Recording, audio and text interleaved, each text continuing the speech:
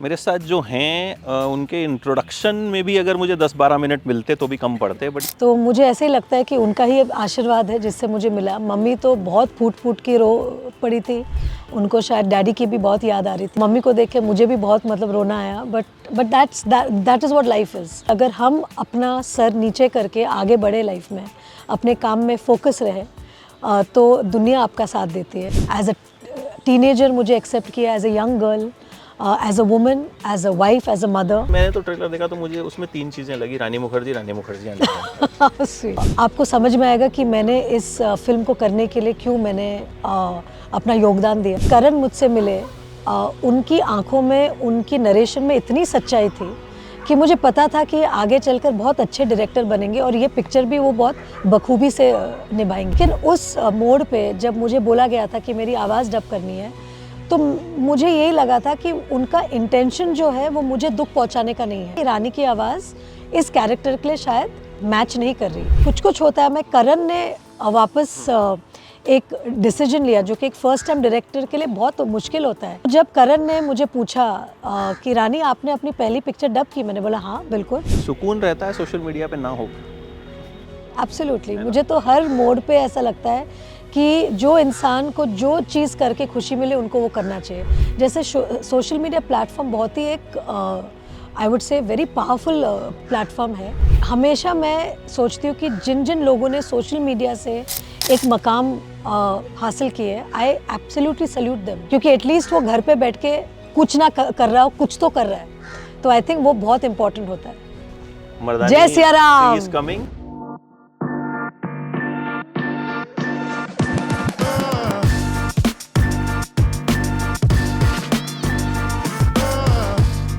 मेरे साथ जो हैं उनके इंट्रोडक्शन में भी अगर मुझे 10-12 मिनट मिलते तो भी कम पड़ते, बट ये इंटरव्यू ही 10-12 मिनट का है because you have less time. Thank you so much for joining. Absolutely, thank you so much. कि आपके फादर नहीं चाहते थे कि आप एक्ट्रेस बने। मम्मी ने जब पहला ऑडिशन देखा तो प्रोड्यूसर को ही बोल दिया कि इसको क्यों लिया। देन दिलीप साहब से लेकर और पाकिस्तान तक से तारीफें हुई।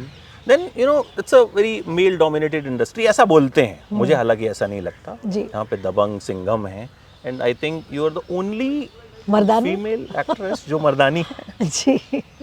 सो रानी 30 इयर्स जी। आई मीन जब आपको नेशनल अवार्ड मिला, हर्ट की पापा के रूम में थी आप, और वो जो कैरेक्टर था वो मम्मी से इंस्पायर्ड था। जी। सो दोनों ने शुरू में क्या रिएक्शन था और अब, so how is the feeling? I think जैसे आपने पूरा सम अप इतना ब्यूटीफुली किया है, जैसे अगर जिस तरह से आपने कहा, मैं वही बोल रही हूँ। It was so surreal. Mummy साथ में थी, पापा का महसूस था पूरा दिन। तो मुझे ऐसे ही लगता है कि उनका ही आशीर्वाद है जिससे मुझे मिला। मम्मी तो बहुत फूट फूट की रो पड़ी थी, उनको शायद डैडी की भी बहुत याद आ रही थी, क्योंकि जब भी कोई भी अच्छा मौका होता है या तकलीफ़ का मौका होता है, हम हमेशा अपने माता पिता को ही मिस करते हैं। तो वो टाइम पे भी जो सबसे खुशी का एक मौका था, तो मम्मी को देख के मुझे भी बहुत रोना आया। But that is what life is.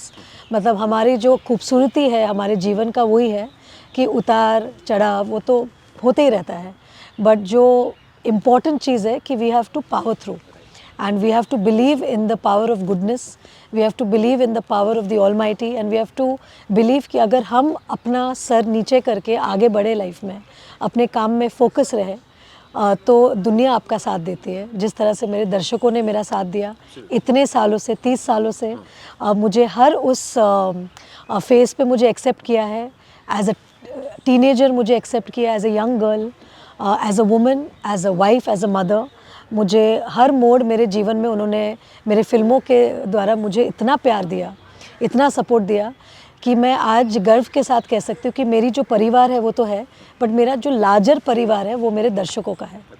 आपकी कितनी फिल्में मैंने कॉलेज से बंक मारकर और ऑफिस से निकल के देखी होंगी, मतलब आई डोंट हैव काउंट। एक अल्पना सिनेमा होता था, वहाँ पे हम लोग, तो सिंगल स्क्रीन बहुत था। एंड व्हेन जब मैंने सोचा कि आज पहली बार we are meeting, I said कि 30 इयर्स हो गए आप जी। तो आई थिंक मतलब मुझे लगता है कि जनरेशंस ने आपकी फिल्में देखी and you started very early, 16.5। तो तब जाके मुझे लगा यार रानी मुखर्जी को 30 इयर्स हो गए। तो अब जब मर्दानी 3 आ रही है, सो आई मीन मैंने तो ट्रेलर देखा तो मुझे उसमें 3 चीजें लगी, रानी मुखर्जी, रानी मुखर्जी, थैंक यू।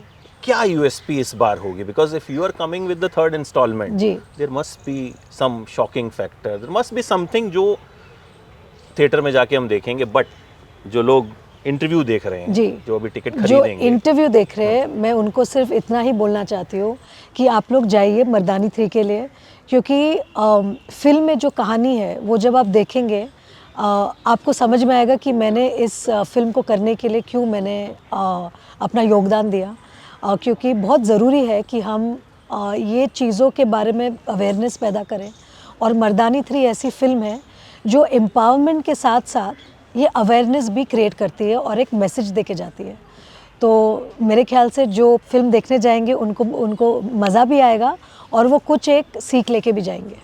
एक जब मैं आपके करियर को देखता हूँ तो मुझे एक चीज़ लगती है, एक रेलिवेंसी जो आपने क्रिएट करके रखी है। बिकॉज हमारे यहाँ क्या कहा जाता है ना कि मेल लीड तो 60 साल तक भी हीरो रहता है, यू नो, बट फीमेल्स का करियर जो है वो बड़ा कम होता है। बट यू नो आपने एक वो रेलिवेंस खुद को अभी तक रखा है, and we wait for you कि अब आपकी ये फिल्म आएगी। इवन जो नेशनल अवार्ड आपको जिस फिल्म के लिए मिला, that was like phenomenal film. तो ये कितना मुश्किल था और सबसे बड़ा चैलेंज इसमें क्या था आपके लिए? आई थिंक हमेशा मैंने यही चाहा है मेरे करियर में कि जो भी किरदार मेरे पास आते हैं या जो कहानियाँ मेरे पास आती है और मुझे वो डिसीजन लेना पड़ता है कि क्या मैं ये फिल्म करना चाहती हूँ, वो उसी एक इच्छा से मेरी मतलब मैं प्रभावित होती हूँ कि मुझे एक अच्छी कहानी दर्शकों तक पहुँचानी है। वो समय मैं बॉक्स ऑफिस इतना नहीं सोचती हूँ, क्योंकि अगर मैं हमेशा वही सोचूं तो शायद मैं वो फिल्में न कर पाऊँ जो स्टार्टिंग में ही ऐसी लगती है कि शायद लोग आएंगे कि नहीं आएंगे देखने। बट चाहत मेरी यही रहती है कि ज़्यादा से ज़्यादा लोग आए और ज़्यादा से ज़्यादा बॉक्स ऑफिस हो उस पिक्चरों की, क्योंकि मैं फिल्में बनाती हूँ इसलिए, या मैं उस फिल्म में मैं काम करती हूँ क्योंकि मुझे उस जो बंदी है जिससे मैं खुद इंस्पायर हुई हूँ उसकी कहानी मैं लोगों तक पहुँचाऊँ। एक इंडियन, स्ट्रॉन्ग इंडियन फीमेल की जो एक भूमिका है मेरी फिल्मों के द्वारा, मेरे कैरेक्टर्स के द्वारा, वो मैं दर्शकों तक मतलब पहुँचाऊँ। तो वो मेरी हमेशा से एक चाहत रही है और मैं वही करते आ रही हूँ। और उसमें दर्शकों का बहुत बड़ा योगदान है, क्योंकि जब मैं आती हूँ दर्शक उसे देखते हैं, वो कैरेक्टर्स को मतलब सराहते हैं और इसी वजह से मेरा रेलेवेंस होता है।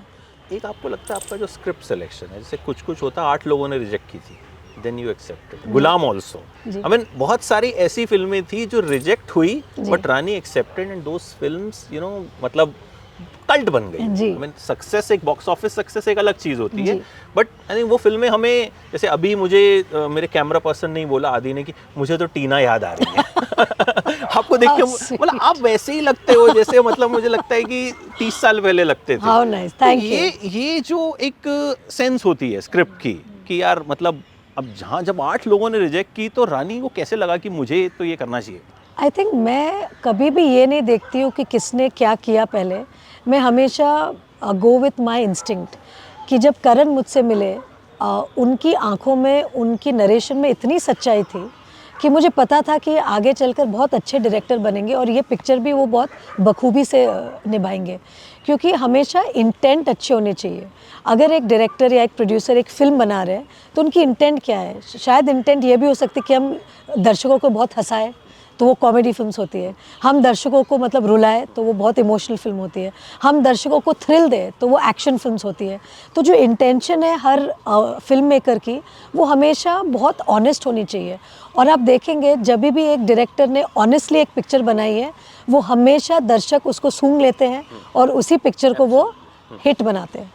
अच्छा, एक चीज़, अभी जो एक कॉन्वर्जेशन भी हुआ आपका और करण का, 1.5 घंटे का कॉन्वर्जेशन, मतलब हम लोगों के लिए तो बहुत नॉस्टैल्जिक था वो। I mean we were like you know एक बहुत सुन रहे थे, महसूस कर रहे थे उसमें। एक आपने गुलाम वाला किस्सा भी सुना है कि यार मुझे वॉइस डब करने को बोला।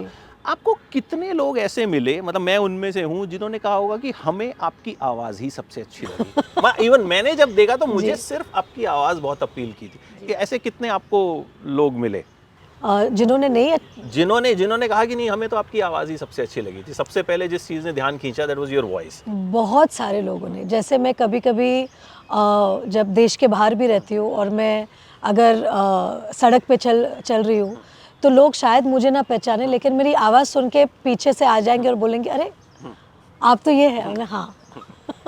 तो क्योंकि मुझे वो किस्सा बड़ा वैसा लगा कि अच्छा आपको किसको आपकी आवाज डब करने को बोला? जी। बिकॉज कई बार लोगों को जो लगता है कि शायद हमारे अंदर कमी है, that is our biggest strength. तो this is Strength, what I yes. Want to convey to the audience Yes. कि ऐसा भी होता है. ऐसा भी होता है. और कभी कभी एक लोगों का एक नज़रिया होता है, वो नज़रिया सही है या गलत है उस पर हम डिबेट नहीं कर सकते. लोगों का ओपिनियन होता है.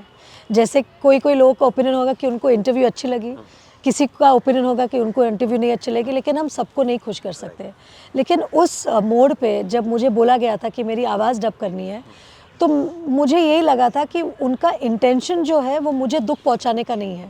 उनका इंटेंशन और उद्देश्य यही था कि वो पिक्चर के लिए अच्छा करना चाहते थे. और शायद उनके ओपिनियन में उस टाइम पे उनको शायद ऐसा लगा होगा कि रानी की आवाज़ इस कैरेक्टर के लिए शायद मैच नहीं कर रही है. लेकिन मैं ये नहीं समझती हूँ कि उन्होंने मुझे दुख देने के सोच से उन्होंने शायद किया होगा. और जब कुछ होता है, मैं करण ने वापस एक डिसीजन लिया जो कि एक फर्स्ट टाइम डायरेक्टर के लिए बहुत मुश्किल होता है, क्योंकि एक प्रेशर रहता है ना लोगों से कि अरे उसकी आवाज़ अच्छी नहीं है, आप भी डब कर लो. और अगर करण ने वो कर दिया होता तो शायद मेरी आवाज़, मेरी पहचान नहीं बन सकती थी. लेकिन राजे की आएगी बारात जो कि मेरी पहली पिक्चर है, बियरफुल जो मेरी बंगाली फिल्म है, उसमें मैंने खुद डबिंग की थी. तो मुझे कोई डबिंग से कोई शिकायत नहीं थी, मुझे तो बहुत अच्छा लगता था खैर डबिंग करना. तो जब करण ने मुझे पूछा कि रानी आपने अपनी पहली पिक्चर डब की, मैंने बोला हाँ बिल्कुल. तो करण को शायद लगा होगा कि मुझे डबिंग करने में दिक्कत है, बट जब उनको लगा कि अच्छा रानी को तो डबिंग करना है, उनकी आवाज़ तो मुझे बहुत अच्छी लगती है, तो उन्होंने जो एक क्या बोलते हैं सपोर्ट दिखाया या उन्होंने जो सोचा, I think that really helped. के लिए करण को स्पेशल थैंक यू जी. अच्छा, आप सोशल मीडिया पे कहीं नहीं है जी. तो यू फॉलो सोशल मीडिया? कोई रानी का ऐसा अकाउंट है जिस अकाउंट से रानी नजर रखती नहीं, है? मैं क्या चल रहा है, अकाउंट क्या नहीं चल रहा फॉलो करती हूँ, लेकिन मेरे आसपास के लोगों के पास अकाउंट्स होते हैं. मेरी जो टीम है वो मुझे भेजते रहते हैं चीज़ें जो मैं देखती हूँ.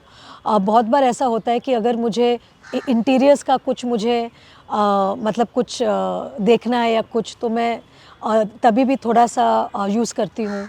बट खुद के फ़ोन से नहीं, बट मेरे आसपास के जो लोग हैं उनके फ़ोन से मैं ज़रूर देखती हूँ. कुकिंग की जो रेसिपीज़ होती है वो मुझे बहुत मतलब इंटरेस्टिंग लगती है. सुकून रहता है सोशल मीडिया पे ना हो?